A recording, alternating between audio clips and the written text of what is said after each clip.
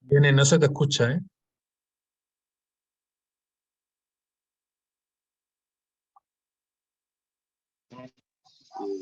¿Antonio?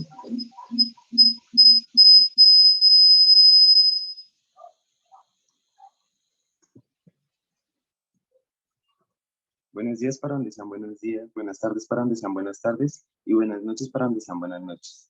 Espero que todos sean muy bienvenidos a la cuarta versión del Congreso Mundial sobre la Infancia y Adolescencia y a la gira con la Infancia 2022.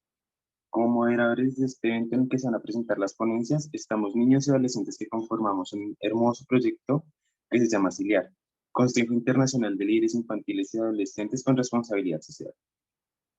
Los moderadores del día de hoy somos Sofía y quienes está hablando, Ken. Las ponencias marco van a tener un tiempo estimado de 20 minutos, al igual que las participaciones de los grupos de niños y adolescentes. Así que muy importante que tengamos muy en cuenta el tiempo.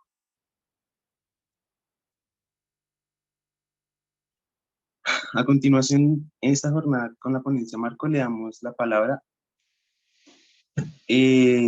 a Lucía Herrera Torres, que nos acompaña desde España con su ponencia Psicología Positiva en el Contexto Educativo. Muchas gracias, Kenneth, y muchas gracias por la invitación para formar parte de este acto que me parece además un formato muy adecuado para precisamente que compartamos expresiones, reflexiones y experiencias de lo que se trata. Soy profesora del Departamento de Psicología Evolutiva y de la Educación. ¿Estáis viendo la presentación o no? No, Lucía, no vemos nada todavía. Venga, pues vamos a compartir. El anfitrión inhabilitó la función de compartir las pantallas de los participantes. Si no se puede compartir, no ya pasa está, nada. Lucía, ya puedes compartir, ya se ha habilitado. Vale, perfecto.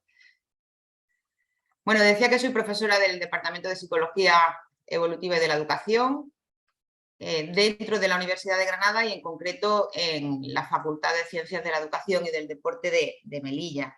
Ahora sí, ¿verdad? Sí, ahora se ve. Perfecto, gracias. La presentación se la he remitido también a Antonio por si, bueno, aunque se va a grabar, pero por si la queréis, pues yo siempre la pongo a disposición de cualquier persona. Y sí es cierto que lo que vamos a trabajar es parte de una línea de investigación de nuestro grupo de investigación que se denomina Desarrollo, Educación, Diversidad y Cultura, Análisis Interdisciplinar. Y una de esas es precisamente la psicología positiva y la inteligencia emocional en el contexto educativo.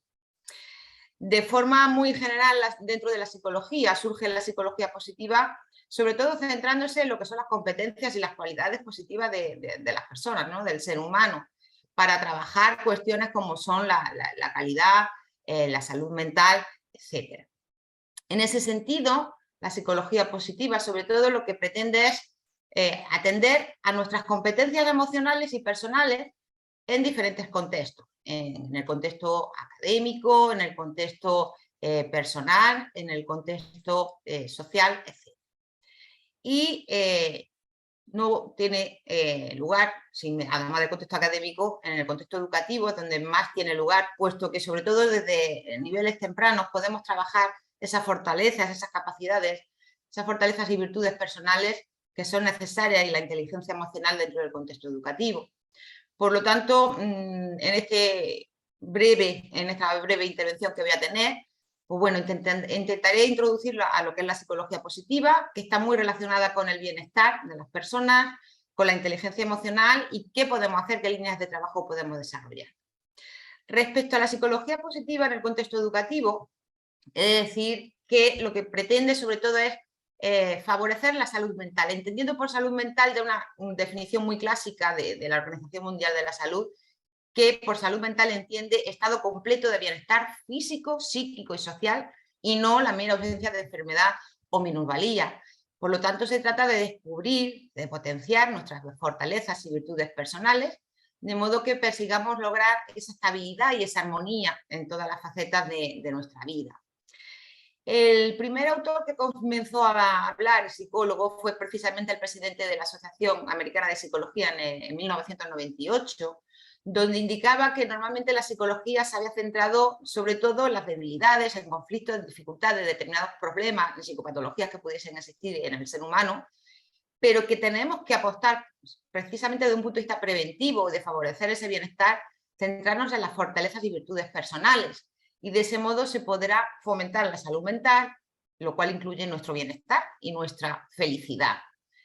Por lo tanto, esa es una de las finalidades de la psicología positiva, la construcción de fortalezas y virtudes personales, de competencias personales que nos lleven a alcanzar ese bienestar y felicidad.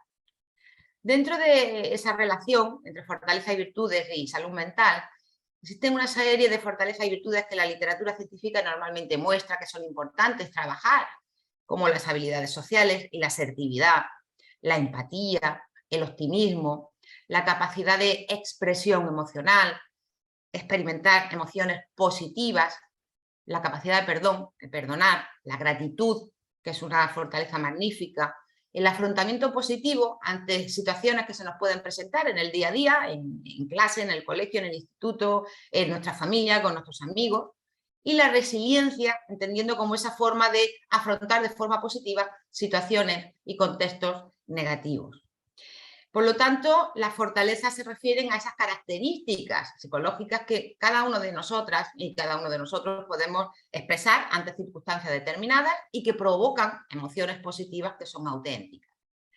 Fortalezas como son el optimismo, la esperanza, la honestidad, la perseverancia, la capacidad de fluir, que es cuando estamos inmersos en una actividad y muchas veces estamos tan inmersos en ella que perdemos la noción del tiempo, de si tenemos hambre, si tenemos frío, si tenemos sueño, porque estamos disfrutando realmente con lo que estamos haciendo. Por ejemplo, escuchar música.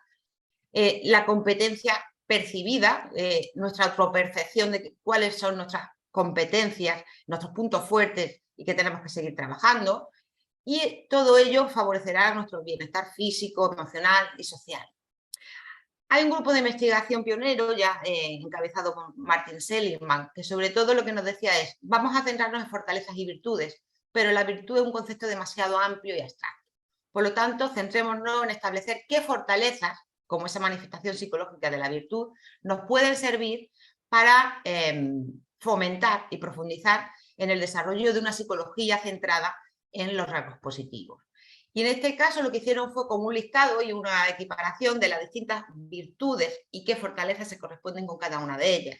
Por ejemplo, dentro de la sabiduría y conocimiento, que son de tipo cognitivo, el amor por el conocimiento, por el aprendizaje, la originalidad de lo que estamos haciendo, la curiosidad por lo que hacemos. Dentro de las virtudes emocionales que están relacionadas con que es el coraje en este caso, la valentía, la perseverancia, la integridad. En lo que se refiere a la virtud humanidad, que es la más interpersonal en este caso, el amor, la simpatía, la inteligencia emocional o virtudes cívicas como es la justicia, donde se integra la ciudadanía, el sentido de justicia, de equidad, el liderazgo. Igualmente también se establece como otra virtud la moderación, que sería ya virtudes más actitudinales, la capacidad para perdonar, la modestia, la humildad, la prudencia, el autocontrol y autorregulación de nuestras conductas. Y desde el punto de vista más espiritual, la virtud hace referencia a la trascendencia, como la gratitud, el sentido del humor, el optimismo, la esperanza, la percepción de la belleza en su máxima expresión, ¿no? Por ello, desde la psicología positiva se han establecido distintas técnicas que nos pueden servir para intentar alcanzar ese bienestar y esas fortalezas a través del perdón, del disfrute de los logros, de la meditación, de tener una actitud proactiva y constructiva frente a los logros de los demás. Escribir, que es una actividad que se hace mucho y que es muy positiva, experiencias positivas para rememorarlas, para disfrutarlas. Y todo ello nos llevará a ese bienestar. Dentro de los modelos de bienestar que tenemos normalmente en el aspecto más teórico, se nos dice cómo existen como dos grandes tipos de bienestar. El hedónico, que está más relacionado con nuestro contexto más inmediato, con la sensación que tenemos y la concepción global que tenemos sobre nuestras emociones positivas, nuestra satisfacción vital, pero una ruta también, una segunda ruta que está más vinculada no ya al contexto externo, que poco podemos manipular, sino a nosotros, a nuestras cualidades internas, a nuestras virtudes, a nuestra capacidad de autorrealización, ese bienestar eudaimónico que permite establecer unas metas, establecer un crecimiento personal y atender esas fortalezas psicológicas.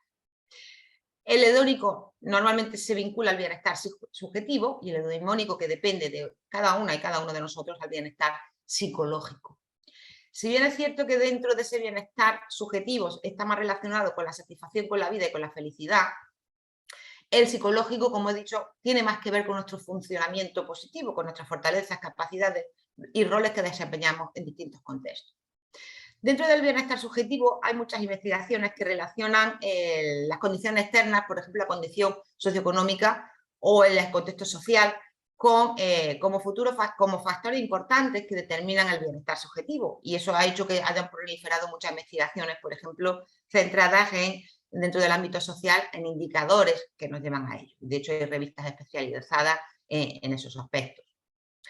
Una pregunta que me planteo y que puede dar lugar posteriormente a la reflexión, si queréis, y que establezcamos esa reflexión, es qué características debería tener el contexto educativo para potenciar un buen bienestar psicológico del alumnado. Pues bueno, yo os voy dando algunas ideas. El bienestar psicológico normalmente de una persona está relacionado con su autoaceptación, que es que seamos conscientes de nuestras fortalezas, debilidades, limitaciones, con las relaciones con los demás, de establecer relaciones sociales positivas, con nuestro control de lo que nos rodea, con tener una capacidad de autonomía, con tener unas metas establecidas, un propósito en la vida y con el crecimiento personal, con querer mejorar y desarrollar nuestras capacidades de forma continua a lo largo de nuestra vida. De este modo, el bienestar lo podemos obtener a través de un modelo más ambientalista, centrado en factores externos, sociales, económicos, culturales, familiares, a un bienestar subjetivo, pero también es importante atender a ese bienestar psicológico a través de esa ruta eudaimónica desde un punto de vista más psicológico, que depende más de nosotros y de nosotras. Y vinculado a esto está también como una de las fortalezas la inteligencia emocional. La inteligencia emocional ha sido de gran interés dentro del ámbito psicológico y educativo y se define entre muchas definiciones como esa habilidad que podemos tener para percibir, para expresar, para comprender y para regular las propias emociones y las de los demás, promoviendo sobre todo lo que es un crecimiento emocional e intelectual.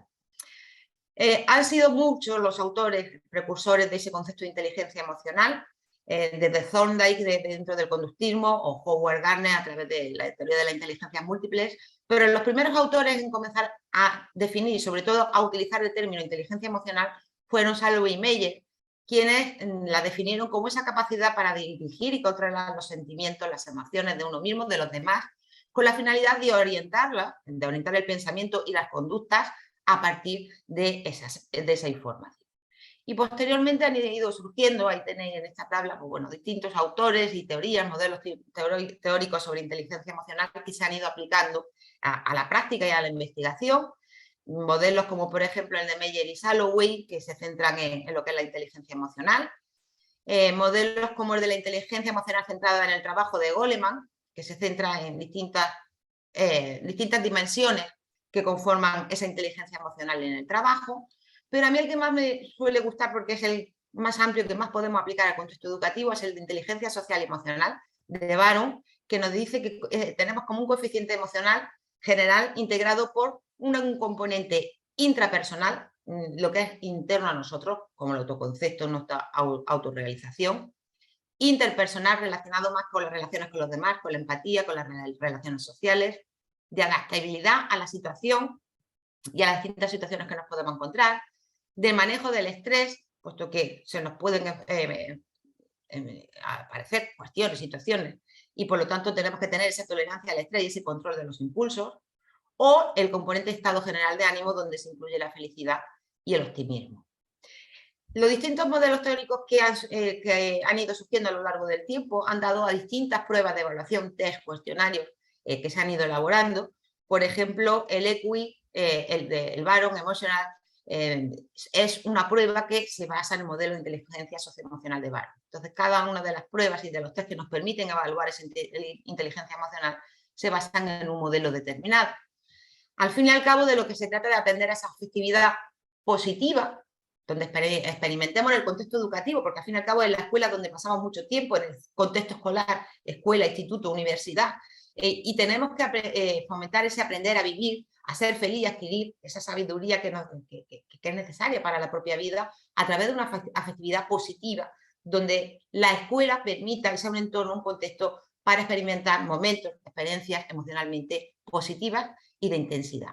Por lo tanto, todo esto concuerda con lo que os decía previamente de los principales, o la demanda de la psicología positiva, de lo que se trata de generar climas y emociones positivas en el aula que faciliten ese desarrollo y bienestar del alumnado y del profesorado.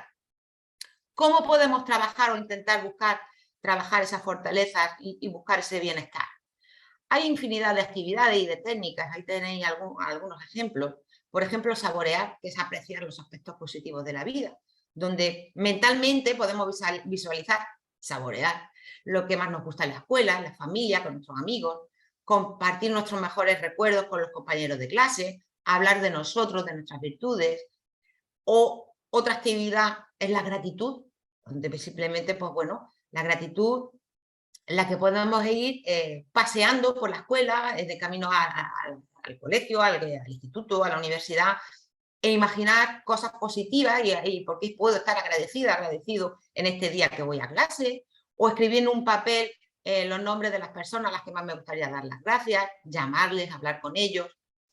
También podemos trabajar el optimismo escribiendo una lista con palabras que nos generen alegría o emociones positivas, y cuando estemos un poquito así decaídas, pues sacar esa lista de palabras donde podemos también contar experiencias que hemos vivido en clase, en el recreo, en un viaje, en el próximo curso a la que nos vamos a enfrentar.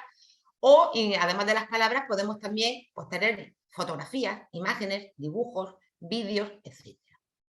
Otra actividad es trabajar las fortalezas, hacer un listado de todo el listado de fortalezas que ya nos decían Martin Seligman y su grupo que hay, pues bueno, describir aquellas en las que pensamos que tenemos mayor facilidad para trabajar y ponernos en ello, ponerlas en práctica, elegir una de ellas y llevarla y decir, bueno, pues esta semana en clase voy a utilizar esta fortaleza, la gratitud o el amor, la que establezcamos, ¿no? O establecer un significado en nuestra vida. Tenemos que tener un propósito, y un propósito que nos aporte algo, que sea significativo para nosotros. Pues vamos, por ejemplo, a identificar un emblema, un eslogan que represente los motivos para esforzarnos en clase. O podemos, tanto individual como se puede hacer de forma colectiva, ¿no? Trabajar la amabilidad, expresar la amabilidad con nuestros profesores, con nuestros compañeros de clase, indicando de forma positiva eventos, logros, actividades que estamos llevando a cabo. De ese modo llegaríamos a ese bienestar, donde uno de los modelos es el modelo PERMA, por sus siglas en inglés, donde se nos dice que para alcanzar el bienestar es importante atender a la positividad, a esas emociones que tenemos que cultivar, positivas, a establecer relaciones de calidad con el contexto que nos rodea, con nuestros amigos, en la familia, en el contexto escolar, establecer un logro, es decir, visualizar con nitidez lo que he alcanzado, hacia dónde quiero ir, un compromiso con lo que estoy haciendo y con un significado. Es decir, que para nosotros sea algo que realmente nos parezca significativo.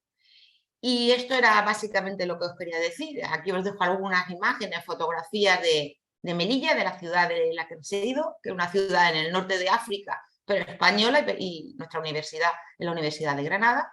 Y muchas gracias por vuestra atención. Así que a partir de este momento yo espero haberme ajustado a los 20 minutos. Espero, dejo de compartir y ya me decís cómo continuamos. Muchas gracias, Lucía, es muy interesante tu ponencia. Por ahora vamos a seguir con dándole la bienvenida a los niños, niñas y adolescentes participantes de Gira con la Infancia 2022 con el equipo GER en Camino hacia el Futuro de Colombia. Tienen la palabra. Gracias, Kenneth. Muy buenas tardes. Buenas noches para todos los integrantes que nos acompañan.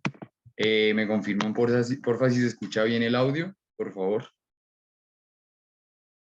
Sí, Juan Camilo. Sí, se escucha bien. Perfecto, gracias. Bueno, les habla uno de los líderes del proyecto, Juan Camilo Vivas. Somos del Colegio Rodolfo Ginás en la ciudad de Bogotá, Colombia. Antes que nada, quiero comenzar como contextualizando un poco la historia donde hacemos parte de un territorio que ha vivido bajo el conflicto armado y político durante más de 50 años. Y después del proceso de paz con uno de los grupos alzados en armas, como por ejemplo las FARC, se inicia un proceso de justicia especial para la paz, llamado JEP, encaminado a la reconciliación. Desde allí se aterriza el escenario escolar como una justicia escolar restaurativa, razón por la cual entramos con GER, para que los colegios empecemos procesos de formación que permitan una construcción que de alguna u otra manera lleve a una cultura para la paz en el siglo XXI. Así les queremos dar a conocer la organización de nuestro proyecto llamado La Conciliación, una alternativa para el fortalecimiento de la cultura de la paz. Entonces, voy a compartir mi pantalla para comenzar. ¿Me confirman si la están viendo, por favor?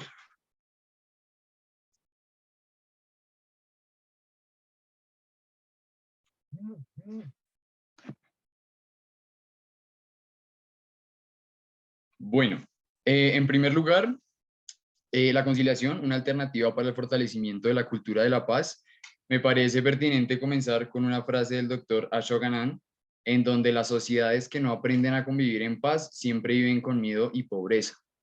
Creo que es una frase que de alguna u otra manera generan ese impacto, ese objetivo que tanto buscamos como institución, y que la educación del siglo XXI en realidad pues genere como un avance en este sentido, en el que los espacios de paz sean lo más importante para la educación.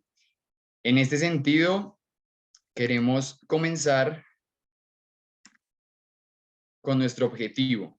Nuestro objetivo busca desarrollar actividades pedagógicas que contribuyan a la sensibilización y la toma de conciencia. Consideramos esto lo más importante porque creemos que la sensibilización por parte no solo de la comunidad educativa y no solo a nivel de aprendizaje, sino también siendo conscientes de la sociedad que nos espera, creo que es la importancia para darnos cuenta del ejercicio de las capacidades como ciudadanos que tenemos, como seres humanos, que de alguna u otra manera es totalmente importante y es el fuerte de nuestro proyecto. Con el fin de crear una convivencia pacífica y armónica al interior de nuestra institución y poder, más que todo, centrarlo en pro de la materialización de los derechos humanos. Creo que es un reconocimiento importante como ciudadanos, como jóvenes, y por eso es la infancia y la adolescencia, creo que es lo más importante en este sentido. Con eso, pues, hemos dado una importancia a la libertad, al papel de la tolerancia, a la aceptación del otro, en la construcción de un ambiente sano, para que esa armonía lleve a una cultura de la paz que busca como fin último de la persona la felicidad. Buscamos que la felicidad pues sea lo más importante. Así, fundamentamos nuestro proyecto legalmente en la Ley 115 de 1994, que es la Ley General de Educación, en la Ley 1620 de 2013, que es el decreto reglamentario 1965 de 2013. Por otro lado, encontramos la Ley 1098 de 2006, o Código de la Infancia y Adolescencia, que es el aspecto más importante del que hemos hablado, la Cátedra de los Derechos Humanos y la Cátedra de la Paz. En tercer lugar, encontramos el proyecto institucional del Colegio Rodolfo Ginás, el PDI, y el manual de convivencia del colegio, con el fin de generar esa convivencia y que de alguna u otra manera juega un papel importante en nuestro proyecto. Dentro de las líneas de trabajo pedagógico encontramos la inteligencia socioemocional. Creo que es algo totalmente importante al momento de hablar de conciencia y responsabilidad social y emocional, donde el manejo de las emociones juega un papel muy importante en ese momento de conflictos, siendo así, generando esos espacios de paz, esos momentos en los que el diálogo es el principal ente que nos va a llevar a la solución. Y es ahí donde la inteligencia socioemocional entra a ser fortalecida por el proyecto con el fin de saber solucionar un problema. Por otro lado, encontramos la construcción de la memoria histórica, donde damos una vista al pasado con el fin de darnos cuenta el cambio que podemos hacer, que en pleno siglo XXI nuestra educación puede cambiar y que en realidad ya no sea una sociedad basada en la intolerancia, sino que más que todo el cambio sea positivo hacia los espacios de paz, desde la infancia y la adolescencia principalmente, pues podemos comenzar. Por otro lado, encontramos conceptos a fortalecer el currículo, encontramos la ciudadanía, que es una educación socioemocional de la que ya hablamos, la participación, que sin duda alguna es algo muy importante en los jóvenes y adolescentes, y la verdad, creemos que es nuestro fuerte en el proyecto, donde la verdad, el diálogo para la concertación, sabiendo que la concertación se da después de un diálogo, la reparación y la reconstrucción del saber. Es ahí donde no solo nos reivindicamos con nosotros mismos, con nosotros como personas y con el otro, sino también estamos construyendo saber y nos estamos dando cuenta de que realmente somos personas, sí, somos conscientes de que como seres humanos podemos cometer ese tipo de errores por la falta del manejo emocional, pero es ahí donde la verdad siempre nos va a jugar en pro de nuestros derechos. ¿Quiénes lideran nuestro proyecto? Somos los conciliadores como gestores de paz. Sin duda alguna, pues nuestra institución maneja desde cursos inferiores, tercero, cuarto, quinto, hasta grado 11.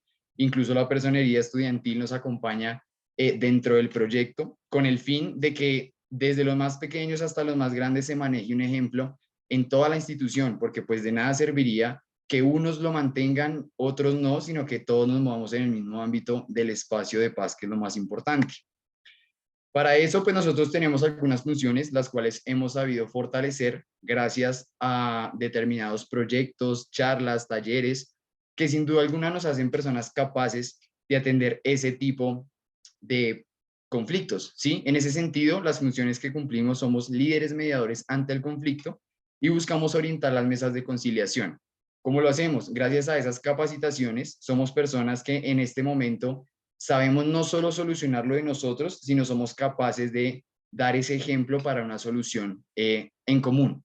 Con esto pues nos basamos no solo en el beneficio propio, en el beneficio de algunos, sino en el beneficio común para que en realidad sea una solución basada más que todo en la justicia escolar restaurativa, en la reivindicación de cada uno como estudiante.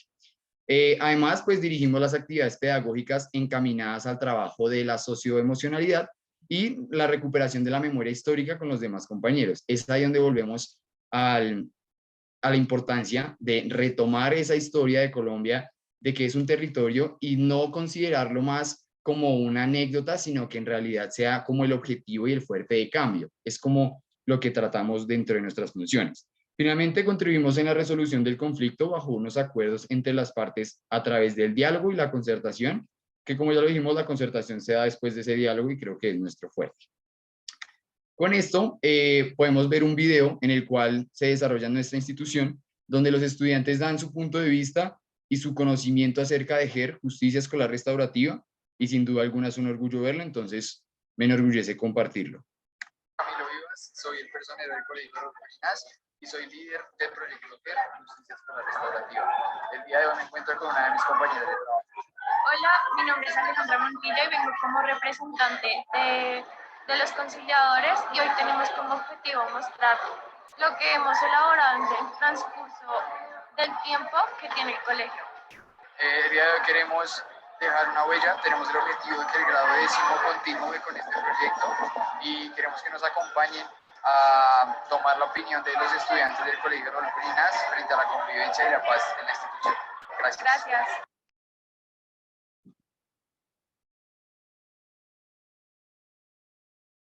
Buenos días, el día de hoy me encuentro con Tomás Penagos. Listo. Tomás, quiero hacerte dos preguntas el día de hoy. La primera, ¿sabes qué es Proyecto GER? Tengo conocimientos, creo que sus siglas son Justicia Escolar Restaurativa. Escolar Restaurativa, perfecto. Segundo, ¿cómo ves la convivencia en el Colegio Rodolfo Llinás? ¿Realmente crees que es positiva? ¿Cómo ves la convivencia en tu colegio? Es muy positiva. Frente a la circunstancia que tuvimos de combinar primaria con secundaria, tenemos una sociabilidad muy efectiva. Perfecto. Bien, muchas gracias, estamos hablando. Hola Ana, ¿sabes qué es GER? Pues, hola, soy Ana de la jornada mañana y tengo entendido que GER es un proyecto que está implementando el colegio, que es Justicia Escolar Restaurativa o algo así.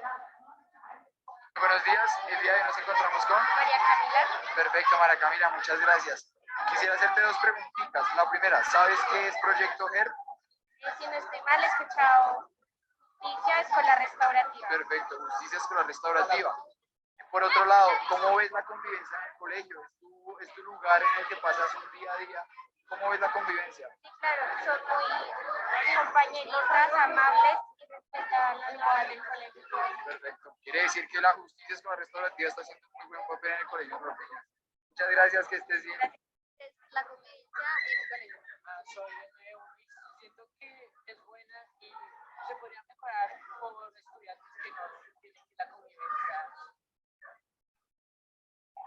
Buenos días, el día de hoy nos encontramos con Martín Pineda. Martín.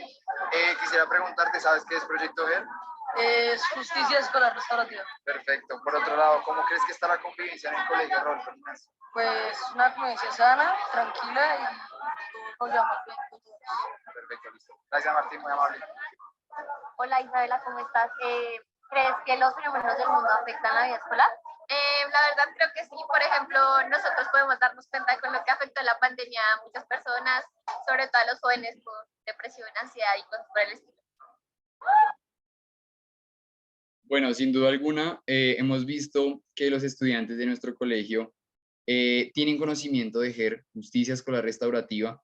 Mencionan algo muy importante que creo que es destacable en este momento. Nosotros atravesamos por una emergencia educativa en la cual el colegio maneja dos sedes. Una de ellas se vio afectada por condiciones climáticas, en donde su infraestructura se vio afectada y fue necesario cambiar a la otra sede, por lo que en este momento estamos funcionando con una sola sede.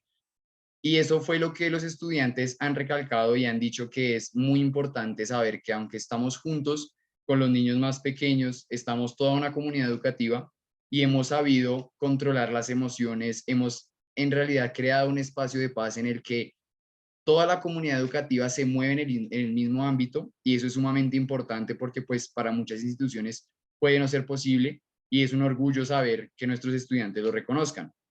Así, las actividades que desarrollamos durante este año también es importante destacarlas.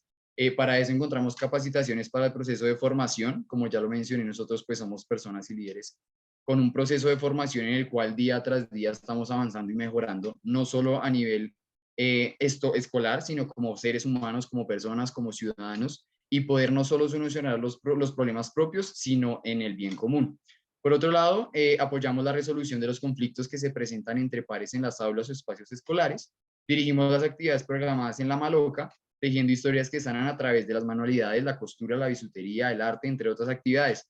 Somos partícipes y creemos que ese tipo de actividades, ese tipo de destreza que muestran como esa motricidad, generan y entablan esas relaciones, esas charlas, esos diálogos que de alguna u otra manera generan esa reivindicación, esa armonía, el ser pacífico entre los problemas que se han presentado. Así, pues lideramos también todo tipo de actividades, como una de ellas pues la Semana por la Paz. Desarrollamos una Semana por la Paz llena de actividades en donde todo es risa, todo es diversión, todo es en realidad el diálogo y que no estemos con problemas, sino que en realidad podamos desarrollar una comunidad como la que siempre hemos basado el proyecto. Y la implementación de la pedagogía del loto. Con esto nos referimos al reconocimiento de sí mismos y el trabajo de las emociones, que ya lo hemos mencionado, es sumamente importante para el cambio de la educación en pleno siglo XXI. Además que este proyecto nos brinda herramientas pedagógicas, un aprendizaje continuo día tras día, una revisión y actualización del manual de convivencia en pro de los derechos y deberes de los estudiantes como seres humanos, que es lo más importante, una educación socioemocional, la cual pues sin duda alguna juega un excelente papel, y la orientación e implementación de la Cátedra de la Paz. Así contamos con apoyo dentro de la institución. El equipo GER del Colegio Rodolfo Linares está compuesto por el área de Ciencias Sociales, que a su vez se compone de 4 maestros, excelentes personas no solo a nivel profesional, sino también con su manejo personal. Departamento de Orientación Escolar, que sin duda alguna es un apoyo fundamental para la conciencia y lo que es el manejo de emociones, socioemocionalidad, y la coordinación escolar, que trata el tema de la convivencia más que todo. Además, encontramos otras entidades externas, de alguna u otra manera con una relación interinstitucional y participativa. Una de ellas pues es GER, Justicia Escolar Restaurativa, que como ya lo mencionamos es un programa integral que brinda políticas y estrategias pedagógicas con el fin de que la escuela genere esos territorios de paz que tanto buscamos para que la armonía y la comunicación pacífica sea el centro de la atención. E incitar, que es la iniciativa de ciudadanos de transformación de realidades. Así, queremos compartirles este video que sin duda alguna evidencia nuestro trabajo y sustenta teóricamente lo que es GER. Entonces, quiero compartirles y que lo veamos.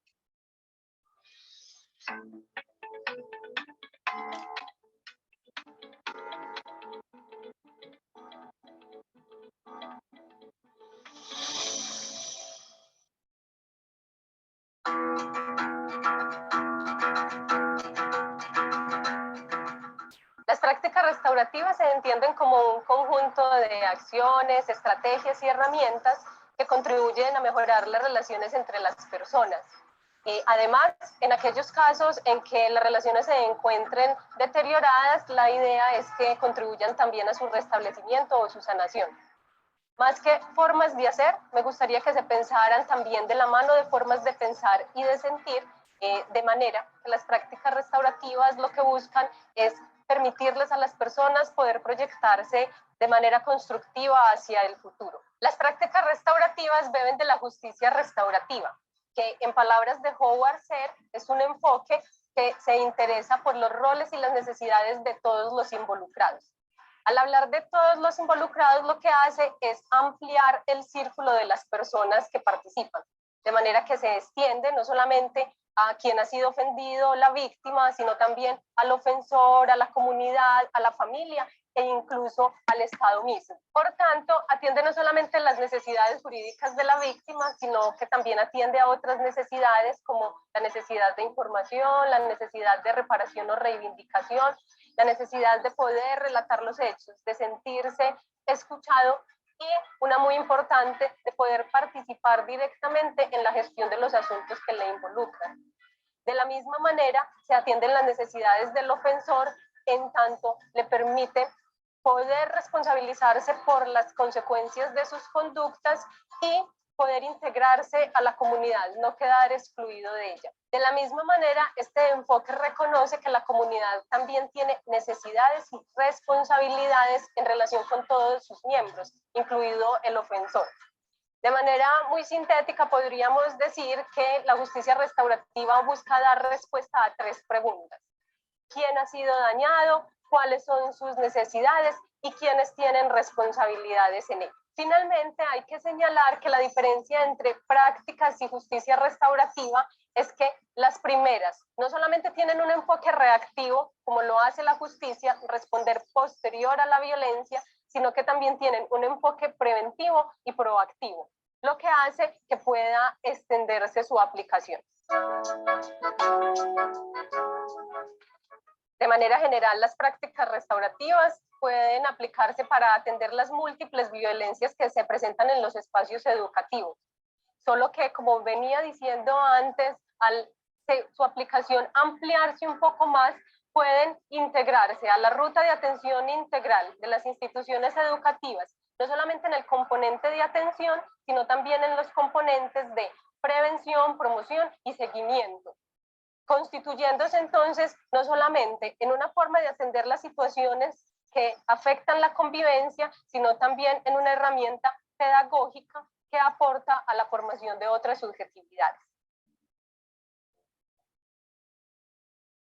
En consonancia con lo anterior y atendiendo a la naturaleza de las prácticas restaurativas, el objetivo fundamental de estas es contribuir a la construcción de comunidad, en la medida en que permiten fortalecer las relaciones interpersonales y restablecer aquellas que se encuentren deterioradas. Dado que para que las personas se involucren en la gestión de los conflictos, se necesita que se comprometan también desde el sentir, el pensar y el hacer, y en la búsqueda de soluciones creativas, las prácticas restaurativas no solamente están aportando a la construcción de una cultura de paz, sino que también estarían permitiendo la emergencia de unas subjetividades que realmente le apuesten a la convivencia pacífica. La mediación puede entenderse como una forma de abordar los conflictos desde un enfoque de justicia consensual, es decir, ese en el que las mismas partes construyen una solución justa a sus intereses y sus necesidades. La mayoría de los conflictos entrañan violencia, unas veces violencias directas, pero quizás la mayoría, si no todas las veces, violencias que son estructurales y violencias simbólicas. Es en esta parte en el que la justicia restaurativa empieza a aportar o a ir de la mano de la mediación de los conflictos, en tanto, considero yo, toda mediación de conflicto debería abordarse desde un enfoque restaurativo. Si lo hacemos de esta manera, no solamente estaríamos consiguiendo transformar la relación y reparar los daños causados al interior del proceso que ha tomado el conflicto, sino que también permitiríamos la construcción de otros significados, de otras representaciones, de otros sentidos que realmente nos permitan construir relaciones por fuera de la marginalización y la opresión. Considero que no es suficiente con abogar por el diálogo entre las personas, ya que el diálogo mismo no es susceptible o no es suficiente para enfrentar las injusticias, los sufrimientos y las desigualdades de los sujetos que están vinculados por un conflicto. Bueno, finalmente, pues como pueden dar cuenta, esta es la evidencia de nuestro trabajo, que sin duda alguna se fundamenta en múltiples aspectos. Y es importante destacar cuando dice sanar. Cuando hablamos de sanar esas heridas y ese tipo de cosas. Camilo, disculpa. Te queda un minuto para terminar tu presentación. Ok, perfecto, gracias, Kenny.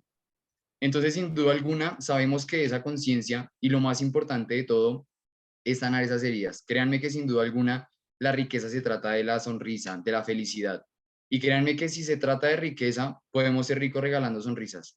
No quiere decir que siempre tengamos que el perdonar sea la base de todo, sino que el hecho de escuchar, eso ya genera espacios de paz. Por eso el diálogo es lo más importante en nuestro proyecto y queremos darle las gracias. Somos del Colegio Rodolfo Ginás, Bogotá, Colombia. Muchas gracias por su atención. Muchas gracias, Camilo, por tu ponencia. Muy orgulloso de escuchar tus palabras. Y voy a darle la palabra a mi compañera Sofía. Muchas gracias, Kenny. A continuación le damos la bienvenida a Nelson Enrique Céspedes Nova, quien nos acompaña desde El Salvador con la ponencia El emprendimiento educativo de niñez y adolescencia y su impacto en la sociedad. Recuerda que tienes 20 minutos. Te escuchamos.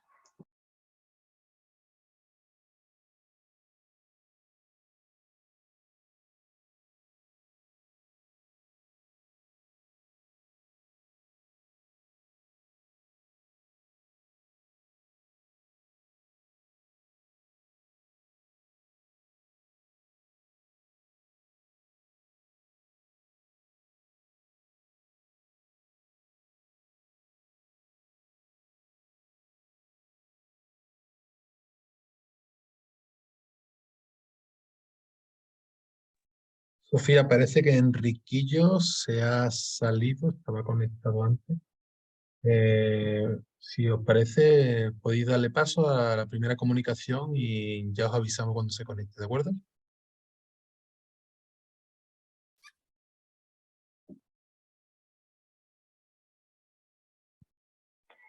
Bueno, está bien. Ahora escucharemos las ponencias de los grupos de investigación académicos que nos comparten sus experiencias y conocimientos. Recuerden que tienen 6 minutos para presentar la ponencia. Vamos a iniciar con Despoblación, Escuela Rural y Entorno, presentado por Pilar Maicas Lisandra y Virginia Domingo Cebriano, ambas de la Universidad de Zaragoza. Tienen 6 minutos. Hola, buenas. ¿Se me escucha bien? Sí, se escucha, sí. Vale, voy a compartir pantalla. ¿Me confirmáis que se vea todo?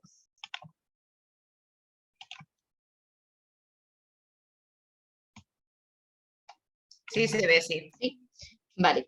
Bueno, pues en primer lugar me han parecido muy interesantes las ponencias anteriores y dar las gracias por la oportunidad de exponer en este congreso. Yo soy Pilar Maicas y voy a ser la encargada de realizar esta ponencia sobre el trabajo que he elaborado junto con Virginia Domingo. Hemos denominado a esta ponencia Despoblación, Escuela Rural y Entorno y voy a hablar de 4 puntos principales que serían de despoblación, escuela rural, aprendizaje servicio y por último una pequeña propuesta didáctica. El fenómeno de la despoblación está producido por la presencia de diferentes factores y elementos como pueden ser la falta de servicios, la debilidad de la estructura económica, falta de empleo, la migración juvenil, el envejecimiento o el aislamiento, entre algunos otros, que forman un gran círculo destructivo que es lo que nos lleva a esa despoblación. Aquí en España, el 9,3% de la población vive en localidades de menos de 2.000 habitantes y este porcentaje va incrementando hasta el 95,8% si nos centramos en la provincia de Teruel, que es de la que somos nosotras. Se ha luchado mucho contra esta realidad de los territorios rurales, unos territorios rurales que se denominan España vaciada y que luchan principalmente para actuar para la repoblación de estos lugares. Y uno de los elementos fundamentales para la repoblación son las escuelas. Estas escuelas, aquí en España, las escuelas que están en estos territorios rurales las denominamos escuelas rurales y deben ofrecer, como bien nos dice Saura, una educación enraizada en la realidad rural, con una escuela abierta al medio natural, social y cultural que parta de las necesidades y valores de la comunidad rural y que promueva en la medida de sus posibilidades el desarrollo social y económico de estos territorios. Pero esto en la actualidad es un gran reto, ya que muchas de estas escuelas se aíslan. Y para conseguir que estas escuelas estén abiertas y conectadas con el territorio hace falta una gran transformación que se basa fundamentalmente en estas dos condiciones, en la apertura y en la flexibilidad. La apertura, cuando decimos apertura nos referimos a una escuela abierta al entorno, a una escuela abierta a la comunidad, a las familias. Y cuando hablamos de flexibilidad nos referimos a la capacidad de adaptarnos a los espacios, los tiempos y los recursos de aprendizaje, por ejemplo, entre otras muchas cosas. Estas transformaciones, si la unimos con una característica muy enriquecedora y sacamos partido de ella, que sería la didáctica multigrado, que hay sobre todo en estas escuelas rurales, podríamos llegar a frenar la despoblación y a posibilitar la repoblación de manera indirecta. Y es que al final somos los jóvenes, los niños, las niñas, son y somos el futuro. O sea, no somos ciudadanos del futuro, sino que ya aquí, ahora mismo en el presente, somos capaces de provocar cambios en el entorno. Y esto, si lo llevamos al territorio rural, aún es mucho más importante, ya que somos el motor de cambio.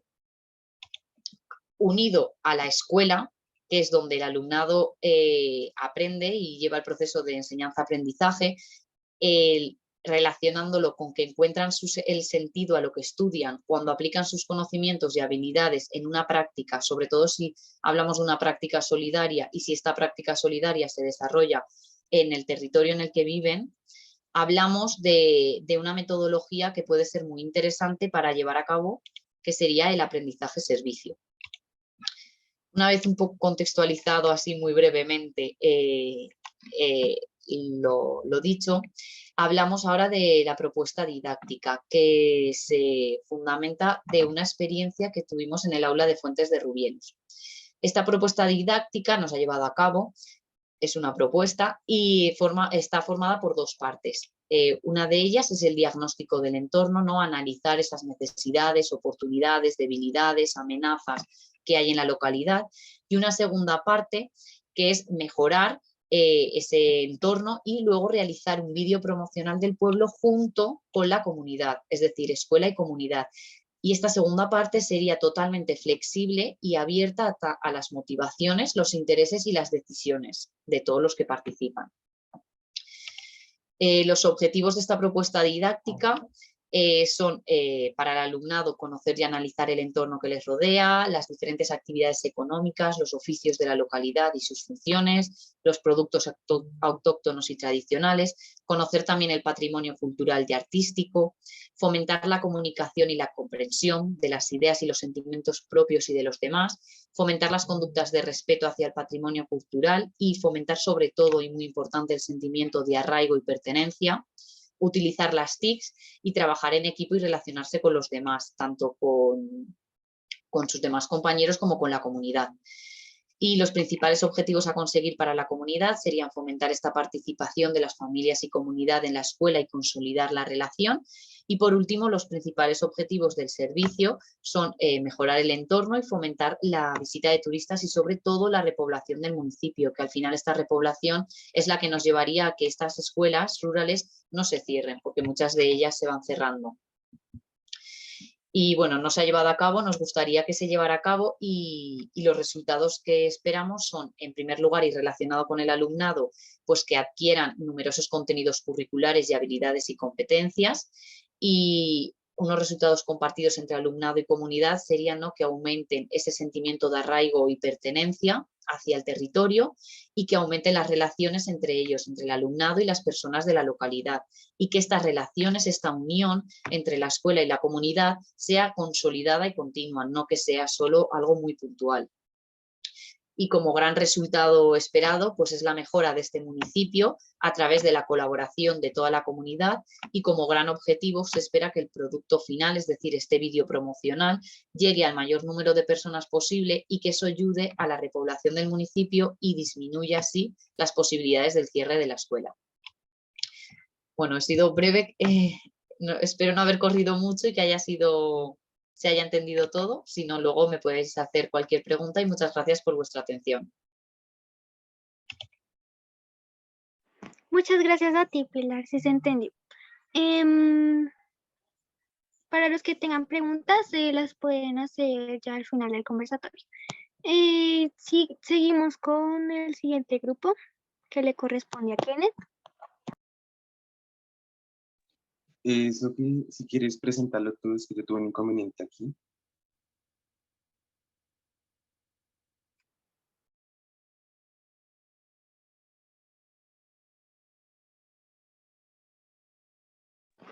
Bueno, entonces seguimos con Finlandia. Un espejo en el que mirarse algunas diferencias en la organización escolar con España. Presentado por Ana Lozada García, Jesús Molina Saorín y José María Álvarez Martínez Iglesias. Todos ellos de la Universidad de Murcia. Tienen 6 minutos.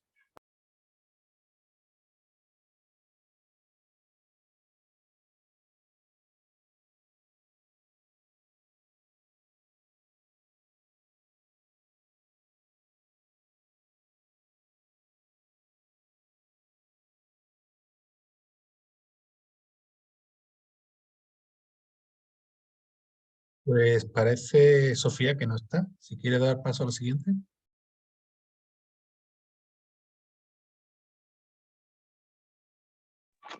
Bueno, entonces continuamos con comprensión de las infancias a la luz de la educación situada en el preescolar, presentado por Albarracín L. Sandra, secretaria de Educación de Bogotá de la Universidad Santo Tomás. Tiene 6 minutos. Hola, muy buenos días para quienes nos acompañan desde Colombia. Buenas tardes para quien no está en nuestro país. Quiero confirmar con ustedes, estoy un poco afónica, agripada por temas de clima, pero quiero confirmar con ustedes que estemos escuchándonos.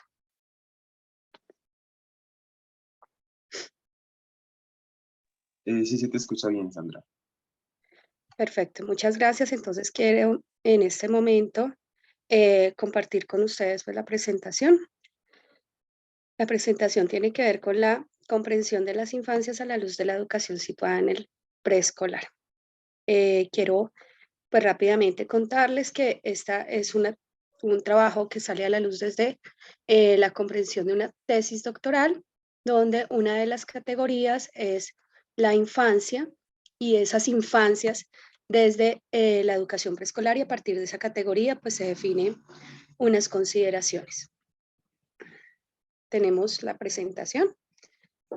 Allí básicamente está el tema de las infancias encontrado desde una fundamentación desde la normatividad vigente en Colombia, y este estudio pues lo que hace es una categorización desde esa categoría que eran las infancias, encontrar todo lo que estaba definido para ver la infancia desde lo político. Quiero ser claro que a pesar de que el tema de la tesis ya concluyó, pues para esta presentación he traído lo actual, he traído todo lo que en los últimos años se ha trazado desde lo político y eso nos va a permitir un poco estar actualizados. Básicamente, esa fundamentación teórica que estoy presentando en 6 puntos de partida que se recoge está claramente definida desde lo que se encuentra en lo normativo, desde las dimensiones, es decir, esas dimensiones que son definidas por la Ley 115, los objetivos de educación que tienen que ver también con la Ley General de Educación, los pilares de la educación desde la UNESCO, los principios de la educación desde el decreto 2247, que es el decreto en el 97 que habla específicamente y exclusivamente de los principios de la educación preescolar, las actividades rectoras que se recogen desde los lineamientos de la Secretaría de Educación del Distrito y el Ministerio de Educación Nacional, y los ejes de actualización que se definieron en los lineamientos del año 2020. Y por último, algo que me parece importante, que es mencionar los proyectos transversales que también incluyen a la infancia. De acuerdo a esto, pues es importante entender que la educación preescolar, en el marco de la Ley General de Educación de nuestro país, se reconoce como la educación que se imparte a niños y niñas en edades entre 3 y 5 años. Es así que esta educación es ofrecida a los niños para el desarrollo integral en los aspectos biológico, cognitivo, psicomotriz, socioafectivo y espiritual. Entendiendo esto como esos desarrollos que se deben tener a la luz de experiencias de socialización, tanto pedagógicas como recreativas. Y yo aquí le incluiría algo muy importante que tiene que ver con aquellas experiencias que nos permiten en interacción construir las convivencias que son tan necesarias en este momento. Para avanzar, entonces quiero compartir con ustedes que dentro de esta fundamentación encontrada en el marco teórico, en el marco fundamentado en lo normativo y en lo contextual, pues obviamente hay unos puntos de llegada y esos puntos de llegada es encontrar la visibilización de estudios referentes y apuestas curriculares dirigidas a la infancia, lo que permite evidenciar un interés político y pedagógico de acoger a las niñas y los niños como actores fundamentales de la sociedad actual y protagonistas permanentes de las reflexiones de maestros y maestras que se convocan en pro de direccionar la educación del país. El segundo punto de llegada es que el documento definido a modo de capítulo que se trabajó para este congreso permite la apropiación de los elementos que direccionan la educación, ¿cierto?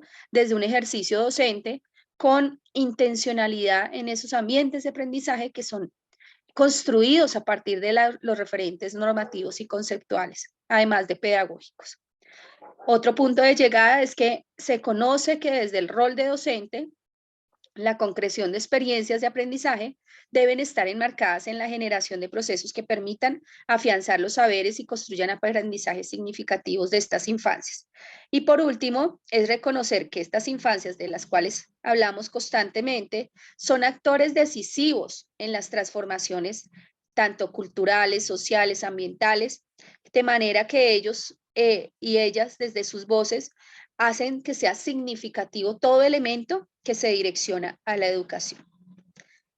Entiendo en términos de tiempo que tenemos un tiempo limitado, pero quería también traer aquí algo muy importante y es que los objetivos, que es como el primer elemento de esas 6 comprensiones, definen claramente cada uno de esos temas importantes que se deben trabajar en la educación preescolar, que no solo implican la creatividad, la curiosidad, el desarrollo del conocimiento sobre el cuerpo, sobre hábitos alimenticios, sobre la ubicación espaciotemporal, sino también sobre la necesidad de trabajar en la exploración del medio natural, familiar y social, entendiéndonos a los niños y a las niñas como eje fundamental de nuestra acción. También, dentro de los principios de la educación preescolar, entender básicamente la participación y la integralidad como la lúdica, como esos ejercicios constantes y necesarios en la educación. Finalmente, tenemos también, avanzando, las dimensiones que efectivamente encontramos que van muy en línea con lo deseado en los desarrollos de los niños y de las niñas. Adicional a esto, pues tenemos el tema de esas actividades rectoras que nunca pueden estar aisladas del trabajo con las infancias, como el arte, la literatura, el juego y la exploración del medio. Adicional, esos ejes orientadores de los que se hablan, donde la experimentación y el pensamiento lógico, como un ejercicio constante desde la primera infancia, el desarrollo social y personal, además de la expresión, como un ejercicio de encontrar y reconocer los diferentes lenguajes que se dan desde las infancias. Y por último, tenemos los pilares de la educación. Unos pilares de la educación que también reconocen a las infancias desde ese aprender a conocer, aprender a hacer con el otro y en el otro, y aprender a convivir, tan importante y tan esencial en nuestra actualidad. Con esto les doy paso. Muchísimas gracias por permitirme compartir esto que a la luz de lo que nosotros reconocemos como políticas para la infancia, reconoce también todo el ejercicio significativo que se ha hecho en nuestro país en los últimos años para trabajar en pro de nuestros niños y de nuestras niñas.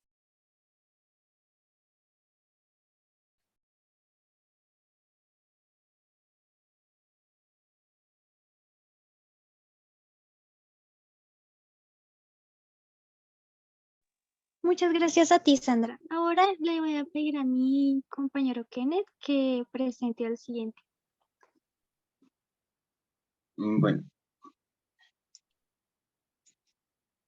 Muchas gracias otra vez, Sandra, por tu presentación. Con mucho gusto. Muchas gracias para todos y para todas. Vamos a seguir con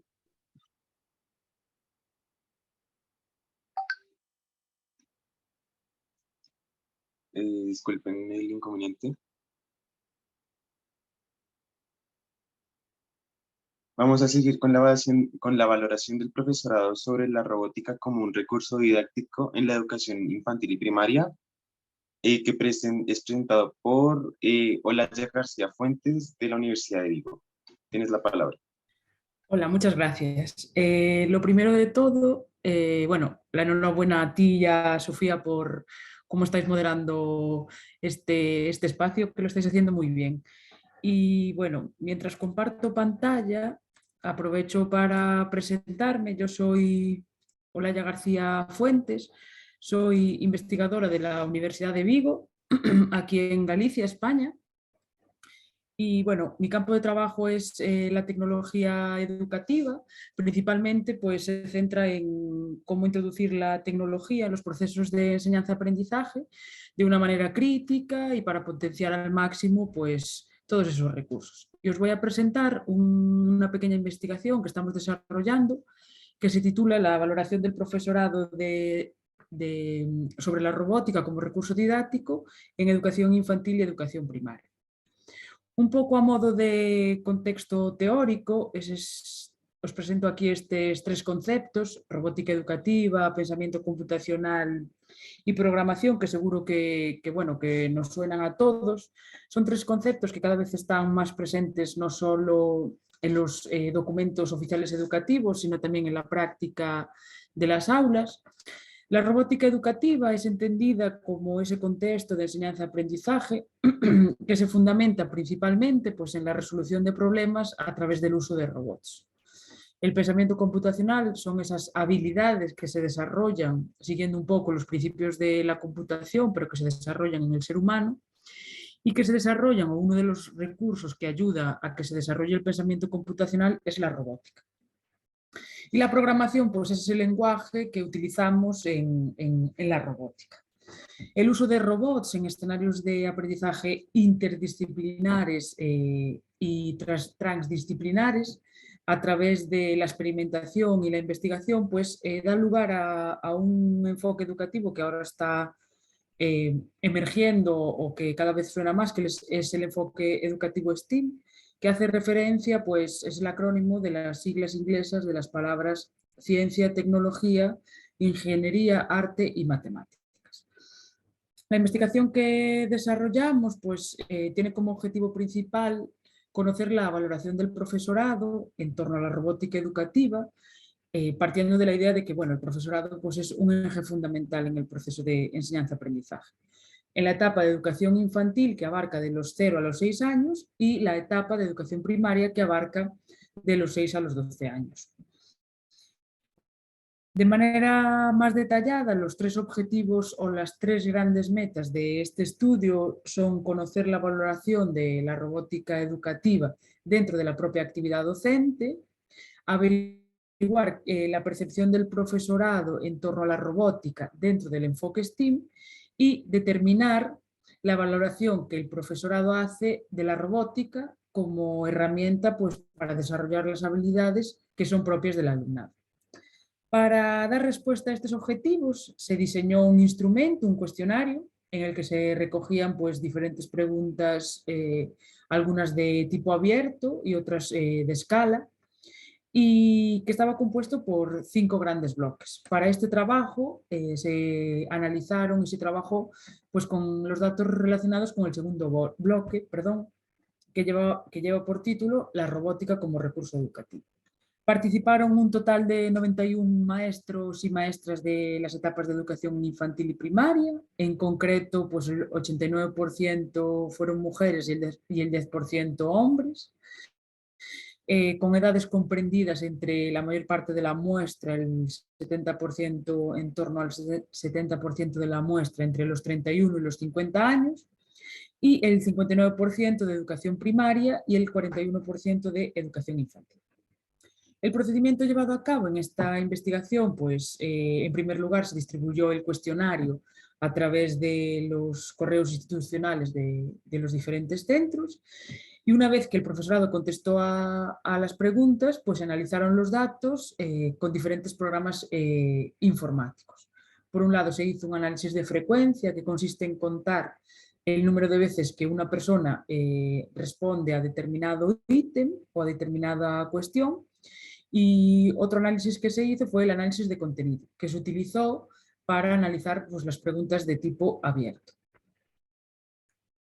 Los resultados obtenidos, pues principalmente en relación con la frecuencia de uso de la robótica, destaca que, pues, en torno al 32% del profesorado afirmó haber utilizado algunas veces la robótica educativa en el aula, pero únicamente el 8,9% afirma haberla utilizado con mucha frecuencia. En relación con la valoración de la robótica como recurso educativo, destacan los datos que tenéis ahí un poco marcados con un círculo rojo. En relación con la actividad docente, pues el profesorado consideró que la robótica, pues, favorece bastante su labor docente y que favorece mucho también, pues, la creación de ambientes lúdicos. En relación con el proceso de enseñanza-aprendizaje, pues algunos de los aspectos más valorados fueron la motivación y la competencia digital y el aprendizaje colaborativo.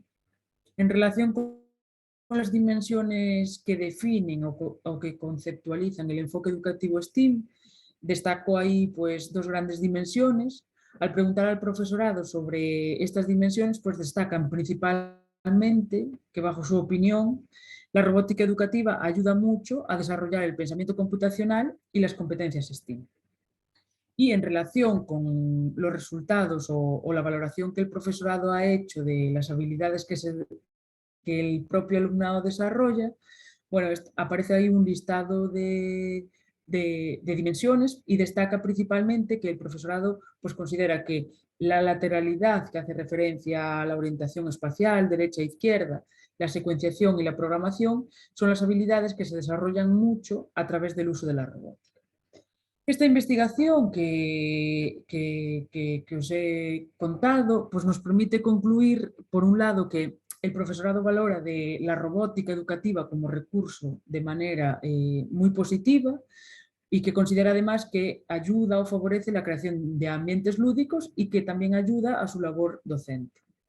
En relación con el propio proceso de enseñanza-aprendizaje, destaca principalmente que la motivación, la competencia digital y el aprendizaje colaborativo, pues, son las habilidades que más se desarrollan en el alumnado. Y para terminar, me gustaría destacar que, bueno, es importante la importancia de este tipo de investigaciones, que muchas veces nos olvidamos de la percepción del profesorado, y es un elemento fundamental, sobre todo en estas cuestiones de innovación como es la inserción de la robótica. que la digitalización de las aulas es una actividad mucho más compleja que llenar las aulas de recursos tecnológicos y que para dar respuesta a las nuevas necesidades y a las nuevas realidades del mundo, pues es imprescindible tener en cuenta pues, la valoración del profesorado y los nuevos modelos educativos que permitan la formación continua pues, del profesorado. Y muchas gracias por escucharme. Muchas gracias, Olaya, por tu presentación, muy importante lo que nos expones. Y vamos a finalizar con la implementación de los derechos en el aula a través del juego. Es presentado por Sarandra Bote de la Universidad de Extremadura, y Alejandra Cubillos Forero, Sofía Daniela Peinado Ruiz, Laura Daniela Trujillo Andrade de la Universidad del Bosque. Pueden empezar. Hola, ¿se me escucha? Sí, se te escucha bien. Perfecto. Voy a iniciar a compartir la presentación.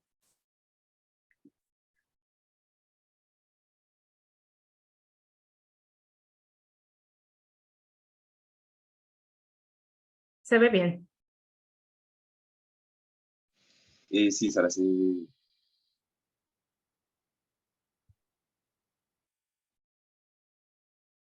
Bueno, antes de comenzar, me gustaría dar las gracias por permitirme participar en este congreso sobre infancia y adolescencia. Y sobre todo quiero agradecer a mis compañeras y amigas ya de Colombia su maravillosa aportación en este trabajo sobre la implementación de los derechos en el aula a través del juego.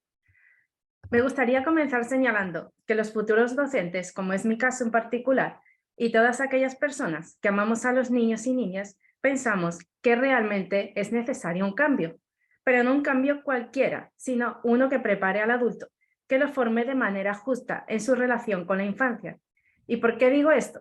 Pues porque aún nos falta muchísimo camino por recorrer para considerar que vosotros, niños y adolescentes, seáis figuras clave en esta sociedad.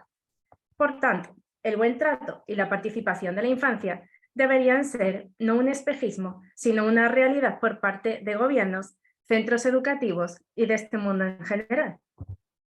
Los niños y adolescentes soléis tener algunos papeles de participación comunitaria en algunos actos y eventos, aportando vuestros pensamientos e ideas, pero siempre me queda esa sensación amarga de que vuestras inquietudes y sensaciones no llegan a alcanzarse, porque siempre digo que no es lo mismo oír que escuchar, y la mayoría de los casos, por desgracia, a los adultos les cuesta.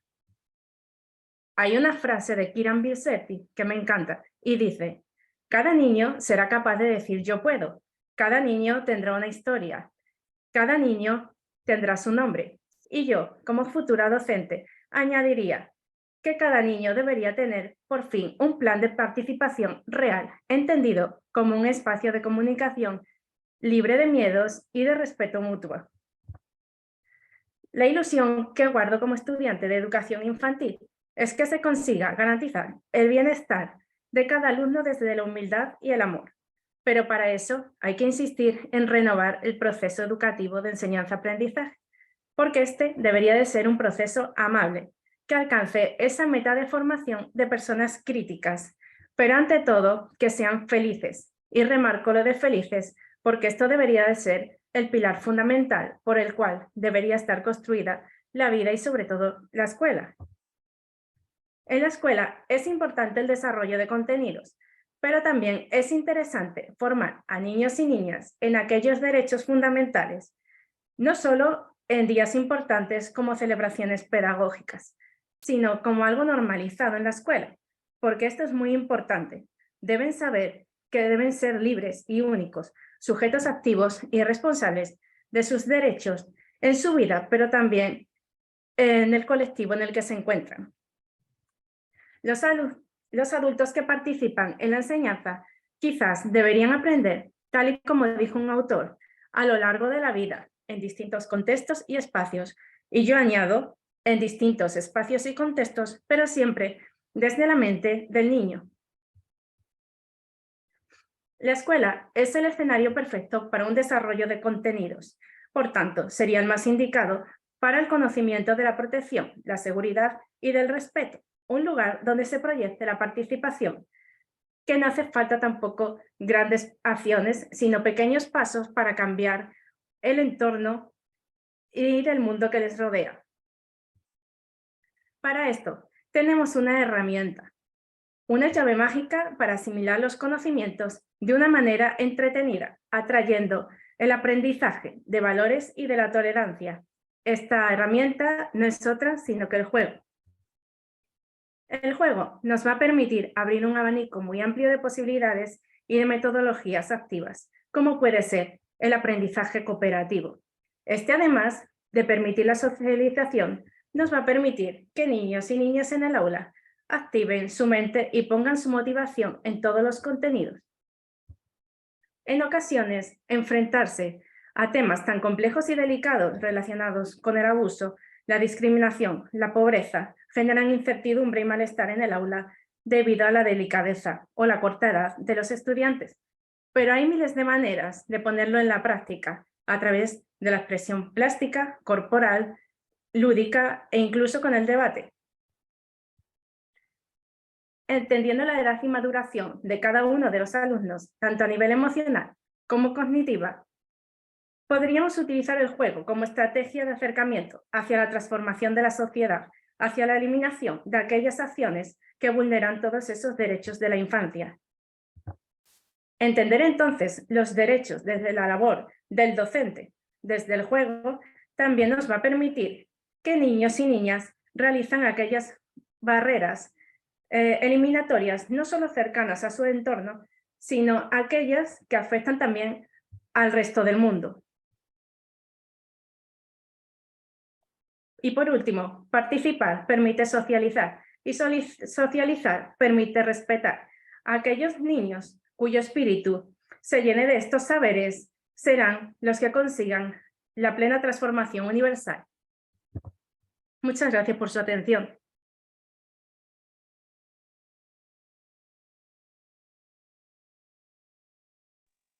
Muchas gracias. Espero no haberme pasado con el tiempo. Tranquila, lo hiciste muy bien. Y vamos ahora a dar un espacio para compartir preguntas y abrir un espacio de debate. Voy a darle la palabra al presidente del CIPI, Antonio Jiménez. Hola, buenas tardes a todos, o buenos días. Bueno, buenas tardes ya, porque siendo las 8 en España, allí por Colombia, pues también es ya media tarde.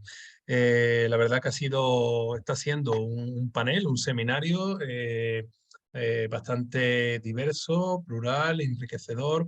Lástima, Enriquillo, que bueno, le hemos buscado un hueco para que mañana pueda intervenir, ha tenido un problema de conexión, el segundo ponente Marco, y aquí he estado yo, como es habitual, recogiendo algunas cuestiones que se le quiere presentar a los diferentes participantes de este seminario. Empezamos, os voy a explicar un poco cómo lo solemos hacer en los anteriores seminarios. Con este alcanzamos el Ecuador ya, el sexto seminario de 12. Por lo tanto, ya estamos a mitad de este congreso. Vamos a formular, o voy a formular las preguntas, bien, y luego al final, pues por orden, si os parece, vais respondiéndolas. Bien, a Lucía le hacen una serie de planteamientos relacionados a ti, Lucía, con el coeficiente emocional. Y te hacen una pregunta que dice, ¿puede hablar o puede indicarnos algún test que mida este coeficiente emocional? Bien, en cuanto a Gera, Camino hacia el futuro, al chico que no recuerdo el nombre, se llama Vivas. Sí, señor. Muy bien, Vivas. A ti te...